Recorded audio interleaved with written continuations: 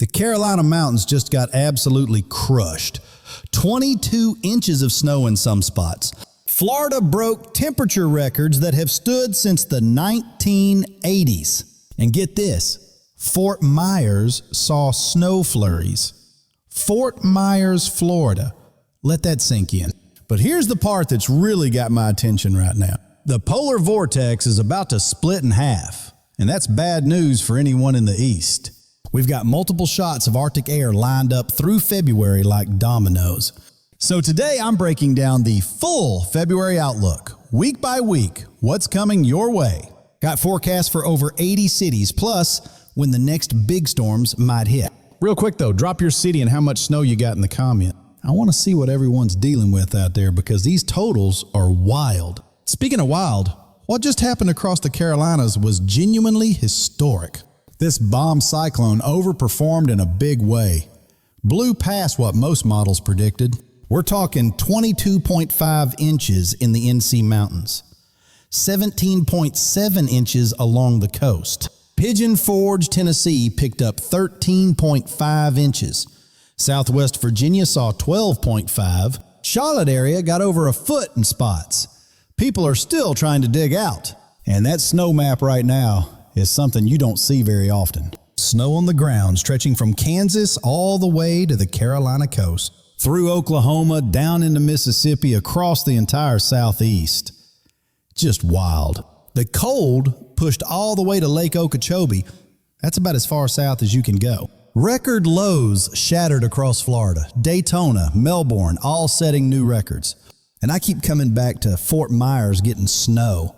That's going to be trivia for years. The aftermath, though, is serious. Hundreds of thousands lost power across the region. Hundreds of car accidents on icy roads. At least 2 deaths tied directly to this storm. If you're still dealing with outages or dangerous roads, please stay safe out there. Carolina folks especially. How are those roads looking? Still icy or getting better? Now here's the thing. That storm is finally pulling away from the coast. But the pattern we're stuck in, that's not going anywhere anytime soon. Let me show you what's going on because understanding this helps you prepare. Right now there's a massive ridge of high pressure sitting over the west coast. That's keeping California, Arizona, Nevada warm and comfortable. They're just vibing out there. But that ridge is forcing the jet stream to dive way down over the eastern half of the country. Think of it like a highway for Arctic air. And that highway is wide open right now. There's a blocking pattern in place that's keeping cold air trapped over the east. Models show this setup holding through at least early February, probably longer. About 60% of ensemble members keep us locked in this pattern through mid-month. That means wave after wave of cold air diving down from Canada, week after week. Now here's what's really got the weather community buzzing right now. The polar vortex up in the stratosphere is expected to split around February 6th through 8th. One piece ends up over Europe and Asia, the other parks right over North America. When that split happens, it takes roughly 2 weeks for the effects to reach us at the surface. So do the math. Split around the 6th means we feel it around the 15th through 22nd. We're talking true Arctic air, Siberian air, the coldest stuff on the planet. But let me not get ahead of myself. Let's walk through February week by week. Week 1, that's right now, February 1st through the 8th. The ridge stays parked out west. The trough stays dug in over the east. Classic setup. Clipper systems sliding out of Canada bringing light snow to the upper Midwest. Great Lakes getting hammered with lake effect, that northwest flow over unfrozen water. Ohio Valley, West Virginia, the Appalachians, Northeast, all seeing snow chances this week. Nothing as crazy as what the Carolinas just got, but accumulating snow for sure. Midwest and Plains should see temps creep up a bit, getting closer to freezing at least. Midwest folks, you've been watching the Carolinas steal all the headlines. Your turn's coming. Week 2 brings us to February 8th through the 15th. This is the transition week. The polar vortex sets up shop around central Canada and Hudson Bay. That keeps the really brutal Arctic air bottled up to the north, at least for now. A weak ridge builds across the south and southwest, gives us a bit of a thaw. Honestly, I think this is the breather week for most of the country. Enjoy it. Use this time to recover, restock supplies, get your heating system checked. The Northeast might stay cold though. All that snow on the ground keeps temps suppressed. That snowpack feedback is real. Snow reflects sunlight and keeps the air cold above it. Snow chances shift to the Rockies during week 2.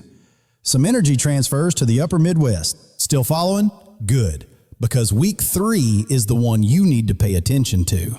All right, week 3, February 15th through the 22nd. This is it. Circle these dates. Set a reminder. This is when things could get serious. Remember that polar vortex split happening around the 6th through 8th? Add 2 weeks. That stratospheric cold finally works its way down to the surface. Western Canada gets brutally cold first. British Columbia, Alberta, Saskatchewan. Then it spills into the northern tier states. Montana, the Dakotas, Minnesota. But here's the key part. That cold air pushes the storm track further south. That opens up snow chances for areas that don't usually see much winter action. Four Corners region, Central Plains, Ohio Valley, maybe even the Southeast again. The potential for a significant storm goes way up during this window. I was checking the models this morning and week 3 keeps trending colder with each run. This is the danger zone of February, plain and simple, February 15th through 22nd. And finally, week 4, February 23rd through the 28th, end of the month. The pattern basically repeats itself. Ridge slides back to the west. More Pacific warmth pushes into California and the Rockies, nice for them, but the polar vortex keeps leaking cold air into eastern Canada and the eastern U.S. Everything east of the Continental Divide stays cold and active through late February. The Northeast looks like the big winner for snow during this final week. Models are showing pretty strong signals for a potential major storm. Still early though. If you're in the Northeast and been jealous of the Carolinas, your time might be coming. All right, let's get into the city forecast, see what you're dealing with right now. Storm zone first, Charlotte sitting at 32 for a high, dropping to 18 overnight.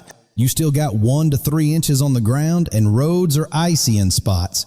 Take it slow. Raleigh looking at 34 for a high, 20 for a low, got 2 to 6 inches of recent snow. Greensboro 32 and 18.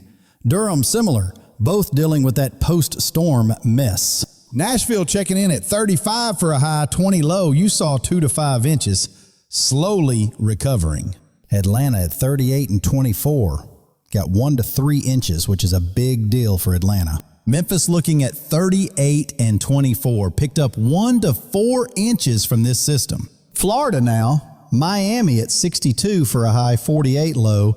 Cool, but obviously no snow there. Jacksonville at 45 and 28, near record cold territory. Keep those plants covered. Tampa at 58 and 42, Orlando at 55 and 38. All unusually cold for Florida. Florida folks, real talk. Is this the coldest you can remember? Fort Myers got snow. Up to the Northeast, New York City at 28 for a high, 18 low, cold and windy out there. Boston at 26 and 16, very cold with maybe some light flurries, nothing major. Philly at 30 and 20, DC at 32 and 22, Baltimore at 31 and 21, all cold and raw. Pittsburgh at 26 and 16. Newark and Jersey City both around 30 and 20, bundle up. Midwest is feeling it right now. Chicago at 22 and 12, that wind chill is brutal.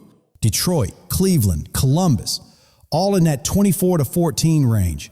Whole region is frozen. Indianapolis at 25 and 15, Fort Wayne at 24 and 14. Typical Midwest January vibes. Minneapolis and St. Paul at 18 and 8. Yeah, that's extreme cold, even for you guys. Milwaukee at 22 and 12. Madison at 20 and 10. Wisconsin staying frosty. Cincinnati at 28 and 16. Louisville and Lexington around 32 and 20. Ohio Valley, cold. Kansas City and St. Louis both at 30 and 18. Trace snow possible for both. Omaha and Lincoln around 26 and 14. That Plains cold is stubborn this year. Wichita at 32 and 18. OKC at 40 and 25. Tulsa at 38 and 24. Southern Plains milder. Now the West Coast, Completely different world out there. LA at 65 and 48. Beautiful. San Diego at 62 and 50. San Francisco at 58 and 45. All pleasant weather. Phoenix at 68 and 48. Tucson similar. Warm and sunny while we freeze. Las Vegas at 58 and 38. Sacramento at 60 and 42. That ridge keeping everyone comfortable. Seattle at 48 and 38 with some showers. Portland at 50 and 38. Pacific Northwest doing its thing. Denver at 38 and 22. Colorado Springs at 35 and 18. Cool but manageable. West Coast people, honest question, do you even check winter forecasts anymore? Your biggest worry is whether to wear a light jacket. Meanwhile, we're dealing with this. Texas quick. Dallas at 45 and 28. Fort Worth at 46 and 29. Cool and dry. Houston at 48 and 32. Austin at 50 and 32. San Antonio at 52 and 35. All mild. El Paso at 55 and 32. New Orleans at 48 and 35. Gulf Coast staying reasonable. Few more real quick. Albuquerque at 48 and 28. Anchorage at 15 and 5 with snow. Honolulu at 78 and 68. Just perfect. Hawaii doing Hawaii things as always. Fresno and Bakersfield around 58 to 60 and 40. Central Valley, comfortable. San Jose at 60 and 42. Oakland at 58 and 44. Bay Area staying mild. Long Beach and Anaheim in the mid-60s. SoCal living their best life right now. Toledo at 24 and 14. Lincoln at 26 and 14, both in the deep freeze. So let me tie all this together and tell you why February matters so much. January was already colder than normal across the east. February is doubling down. La Niña is fading to neutral conditions, which creates more volatility in the pattern. Neutral setups mean more swings, more surprises, harder to predict long term. With that polar vortex split early in the month, all bets are off by mid-February. Remember February 2021? Similar setup with the vortex. Similar dramatic cold outbreaks. When the vortex gets disrupted like this, the impacts can stick around for weeks. These clippers this week are just the appetizers. Mid-February is the main course. And late February might be dessert with that potential major northeast storm. One thing I've noticed this winter, the pattern keeps flip-flopping on us. One week the southeast gets hammered, next week it shifts to the Midwest. That's actually unusual. Usually one region dominates the snow for most of winter. But we've got systems coming off the Pacific meeting Arctic air in different spots each time. It creates uncertainty, but also spreads the snow chances around to more areas. So if you've been missing out so far, your chances are actually improving. All right, bottom line, here's what you need to take away from all this. Week 1 through the 8th, clippers bring light snow. Cold stays locked over the east. Week 2 from the 8th through 15th, brief warm-up for most. Use it to recover. Week 3, February 15th through 22nd. This is the danger zone. Polar vortex effects hit. Significant storm potential goes way up during that window. Circle those dates. Week 4 through the 28th, Northeast could see a major storm. Models are hinting. West Coast stays warm and dry all month. That ridge is keeping you comfortable. If you're east of the Mississippi, buckle up. February is going to be a wild ride. And honestly, if Fort Myers can get snow, anything is possible this month. To everyone still dealing with power outages and icy roads, hang in there. The utility crews and first responders working through this cold are absolute legends. We don't thank them enough for what they do when conditions get this extreme. If this outlook helped you prepare for what's coming, hit subscribe. I'll be updating all month. The way week 3 is shaping up right now in the models, you're going to want to see it. One more thing before I go.